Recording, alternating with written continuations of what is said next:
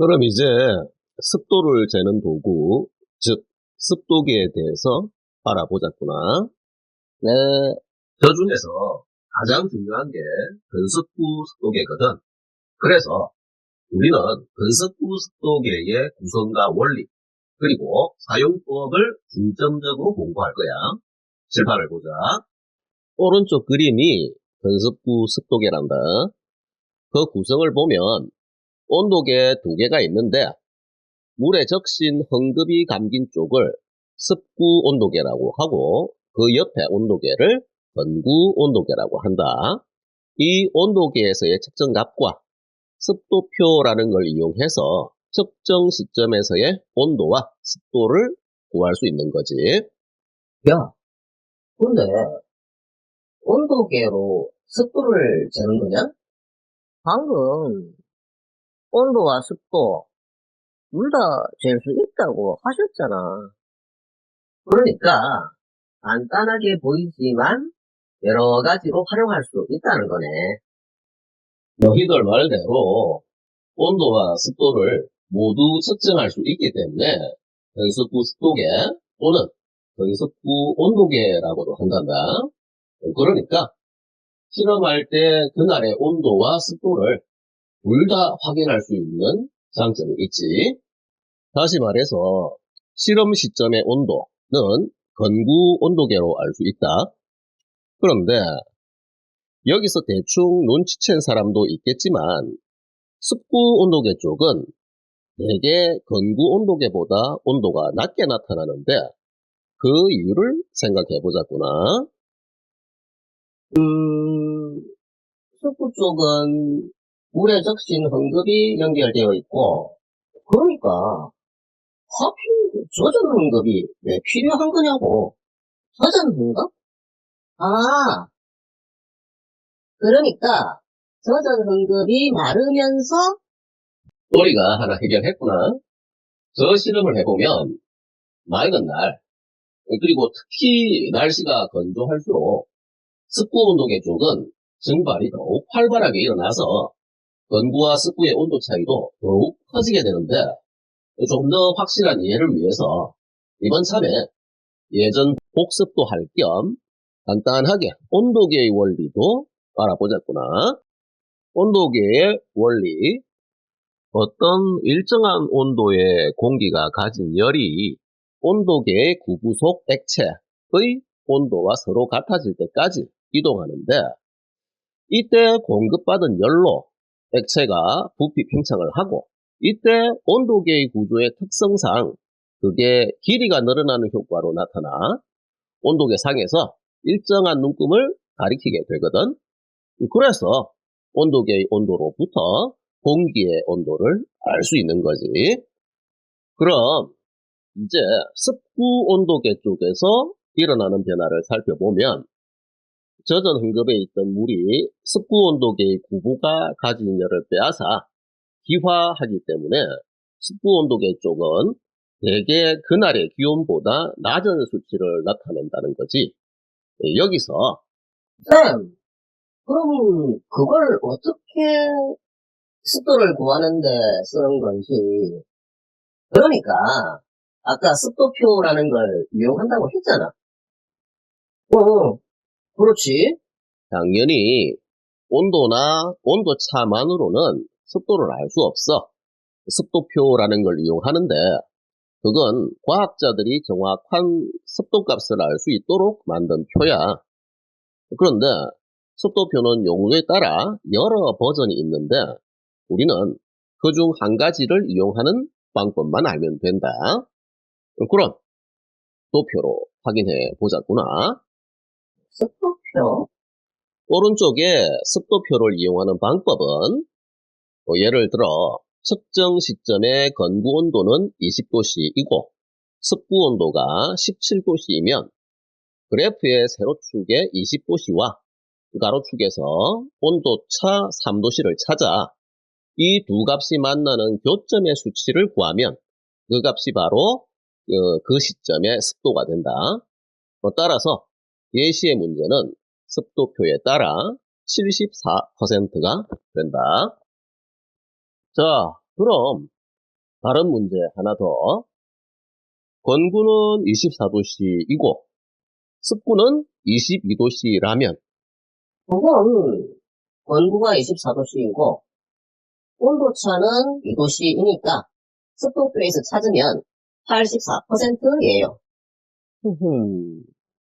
알고 보니까 간단하구만. 앞으로는 습도표만 이용하면 되겠네요. 근데 삐리야, 여기서 꿀팁 하나. 공기가 포화되어 있으면 그때는 더 간단해져서 습도표도 필요 없단다. 증발이 안 일어나니까 온도차는 0일 거고 습도는 무조건 100%거든. 삐리는 좋겠네. 모처럼 1위가 공부 내용으로 기뻐하는 모습을 보니 쌤도 흐뭇하구나. 그럼 이 기세를 몰아 다음 내용으로 넘어가자. 다음은 습도의 변화에 대해 공부할 건데 앞선 상대 습도 공식이 아주 유용하게 쓰일 거야. 그래서 다시 공식을 확인하고 그럼 모발 습도계랑 자기 습도계는 안 하나요? 응? 아, 자식이 그냥 넘어갔지. 비교적 중요도가 떨어지다 보니까 쌤도 잠깐 놓쳤구나. 그럼 그 내용도 간단하게 정리하자. 우선 모발 습도계는 이름에서 알 수 있듯이 머리카락을 이용한 건데 머리카락이 거의 단백질이라서 주변 공기의 습도에 따라 부피 팽창을 해서 길이가 변화하는 성질을 이용했거든. 이를테면 습도가 0%일 때 길이 200mm인 머리카락을 기준으로 하면 습도가 25%가 되면 2.2mm 늘어나고 50%가 되면 약 3.7mm가 늘어난다는 거야. 그러니까 머리카락의 길이 변화로 습도를 알 수 있겠지. 그리고 자기 습도계는 모발 습도계를 응용한 건데 연속적인 습도 변화를 알 수 있다는 정도만 알아두면 된다. 그 정도. 그럼 오늘같이 흐린 날 습도를 확인하려면 머리카락에다가 습도표까지 준비할 게 많구만. 번거로워지니까 슬슬 부담되냐. 그냥 습도 공식을 이용하는 게 간단하지 않겠니? 그건 그 정도로 하고 이제 습도의 변화에 대해 알아보자꾸나. 공기 중에 수증기량이 달라지면 당연히 습도는 달라지지만 공기 중에 수증기량이 일정한데도 습도는 주변 환경에 따라 달라지기도 하거든. 그 내용을 알아보자꾸나. 야, 근데 실제 수증기량이 같은데도 습도가 달라진다는 건 좀 이상하지 않냐? 그래, 그건 나도 좀 이상한 것 같은데? 그럼 습도를 변하게 하는 다른 원인이 있다는 건데, 습도를 변화시키는 요인은 당연히 실제 수증기량 외에도 하나 더 있지. 게다가 너희가 이미 배운 거거든. 앞서 배운 내용을 한번 되짚어 볼까? 여기서 힌트는 어떤 공식이라는 거야. 우리가 배운 거? 공식? 우리가 배운 공식이라면 상대 습도 구하는 공식뿐인데, 그거는, 야, 공식하고 그래프도 배웠지 않았냐? 그거는 기온과 포화 수증기량 관계 그래프잖아. 이거는 둘 다 필요하거든. 저기 포화 수증기량 곡선과 상대 습도 공식을 비교하면서 생각해 보렴. 기온과 포화 수증기량이 대체로 비례한다는 거. 공식에서는 포화 수증기량이 분모 부분이고, 아, 그러니까 기온이 높아지면 포화 수증기량이 많아져서 실 수증기량은 일정하더라도 습도는 낮아진다는 거네. 그래.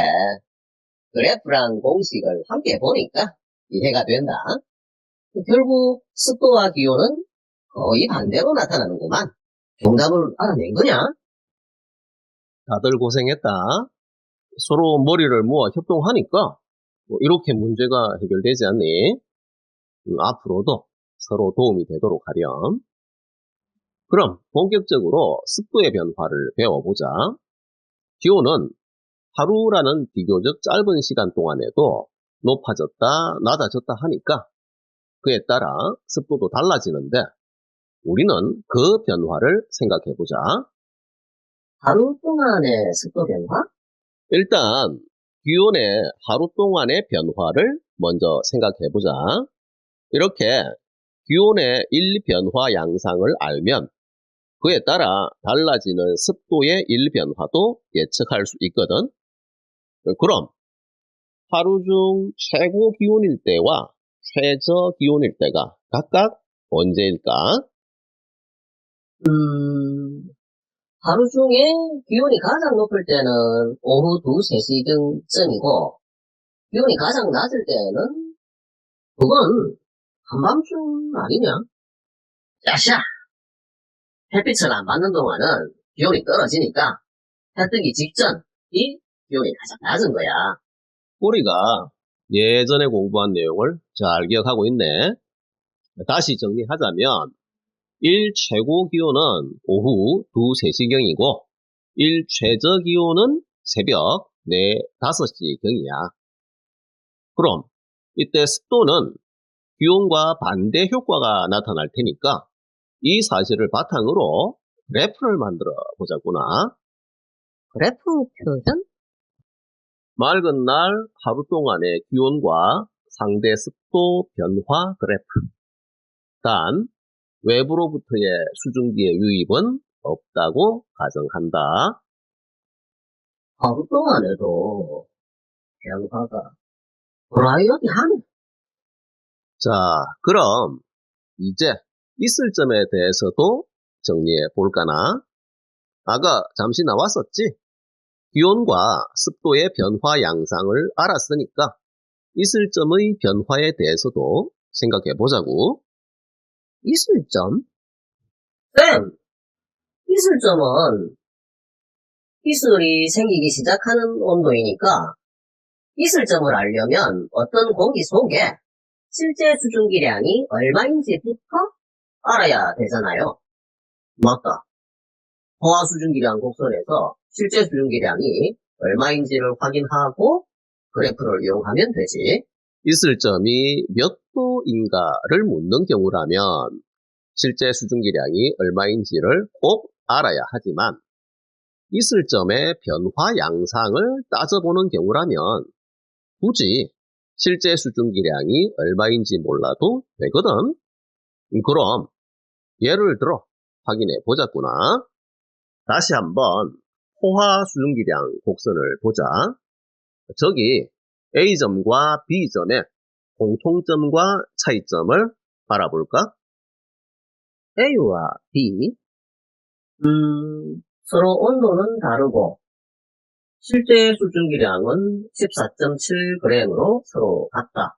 저기서 있을 점을 구해야 하니까 불포화 상태를 온도를 낮추어 포화 상태로 만들어서 야, A는 이미 포화 상태니까 B의 온도만 낮추면 되잖냐? 그래. A는 현재 온도가 있을 점이고 B는 온도를 낮추면 A와 B의 있을 점은 둘 다 20도씨로 같다. 그러니까 실제 수증기량이 같으면 있을 점이 같다? 그래프와 공식을 비교하니까 이렇게 정답 찾기가 쉬워졌지. 너희들 말대로 맑은 날 하루 동안의 있을 점은 외부에서 수증기가 공급되지 않는 한 실수증기량이 같으니까 있을 점도 계속 일정한 값을 나타낸다는 거지. 물론 주의해야 할 점은 외부에서의 수증기의 공급이 없을 때라는 거야. 이건 꼭 기억해 두자. 그래서 앞서 봤던 기온 습도 그래프에 있을 점의 변화까지 포함시킨 최종 그래프를 완성하면 다음과 같게 된단다.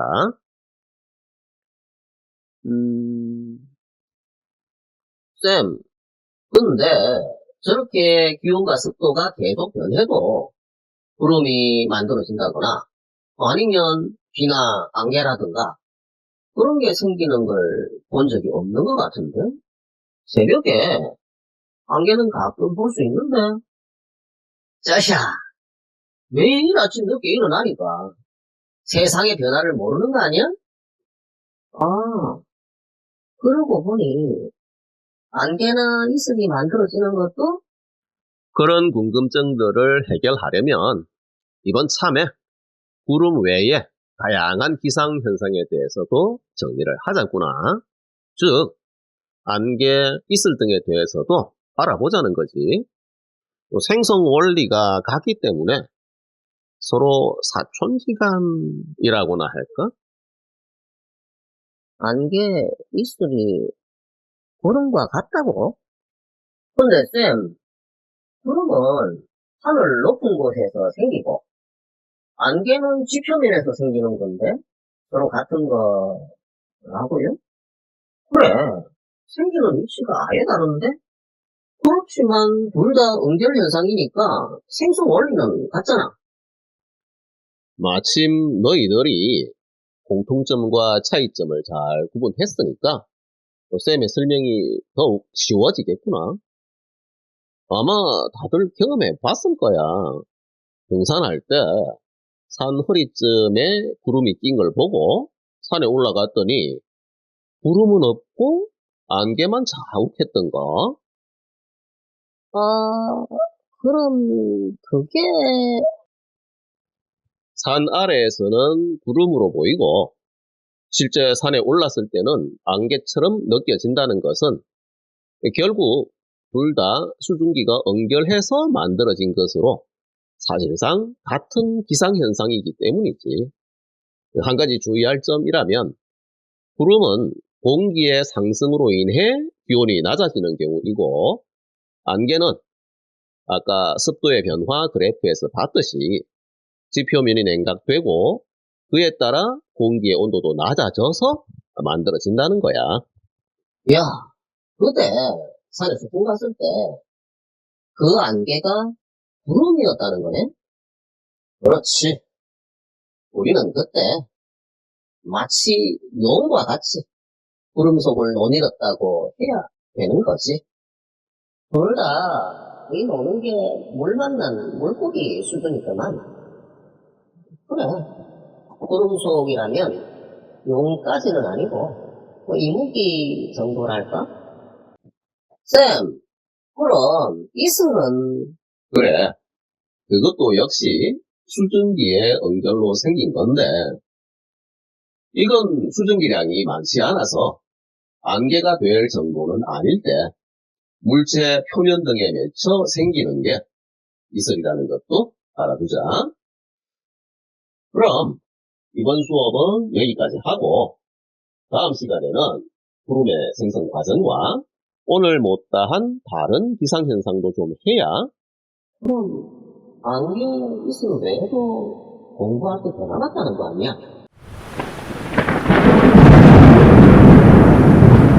우와, 쌤. 반갑게 갑자기 비가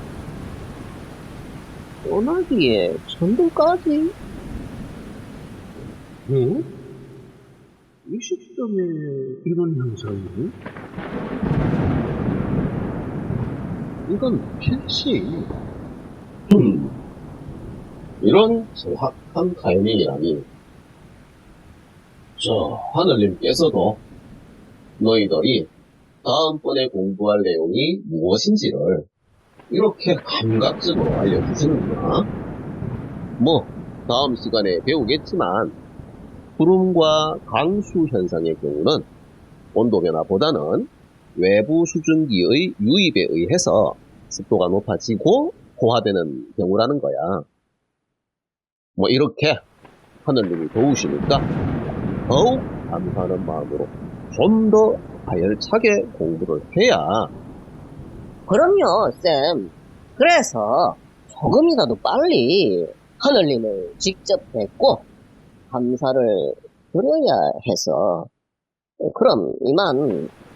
야, 물 만나 물고기. 아니, 이모기들아, 같이 가자. 나도 감사 드려야 되거든. 그래, 그렇구나. 그래야지.